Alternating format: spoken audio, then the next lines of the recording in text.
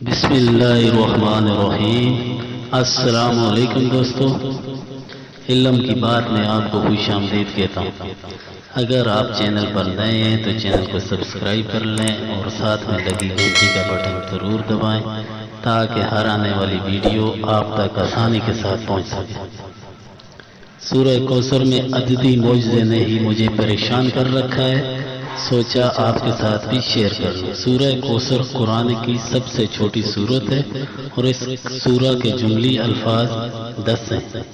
قرآن بذات خود ایک معجزہ ہے، لیکن جب سورہ کوثر کی پہلی آیت میں 10 حروف ہیں، سورہ کوثر کی دوسری آیت میں بھی 10 حروف ہیں اور سورہ کوثر کی تیسری آیت میں بھی 10 ہی حروف ہیں۔ اس پوری صورت میں جو سب سے زیادہ تکرار سے حرف آیا ہے وہ حرف الف ہے، جو 10 دفعہ آیا ہے۔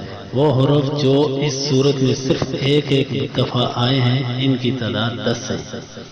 اس صورت کی تمام آیات کا اختتام حرف را پر ہوتا ہے، جو کہ حرف ہجا میں 10واں حرف شمار ہوتا ہے۔ قرآن مجید کی وہ صورتیں جو حرف را پر اختتام پذیر ہوتی ہیں، ان کی تعداد 10 ہے، جن میں سورہ کوثر سب سے آخری صورت ہے، یعنی کہ 10ویں نمبر پر ہے۔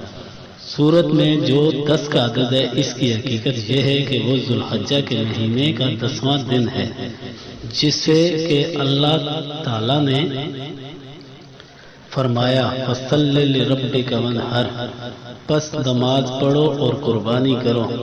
وہ دراصل قربانی کا دن ہے۔ اللہ کی شان کہ یہ سب کچھ قرآن کریم کی سب سے چھوٹی صورت جو ایک سطر پر مشتمل ہے اس میں آ گیا۔ آپ کا کیا خیال ہے بڑی صورتوں کے متعلق؟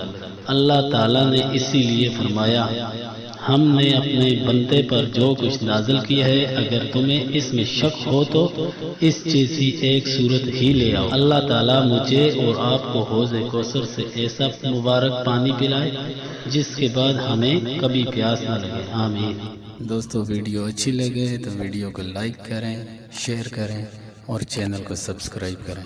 پھر ملتے ہیں نئی ویڈیو کے ساتھ، تب تک کے لیے اللہ حافظ۔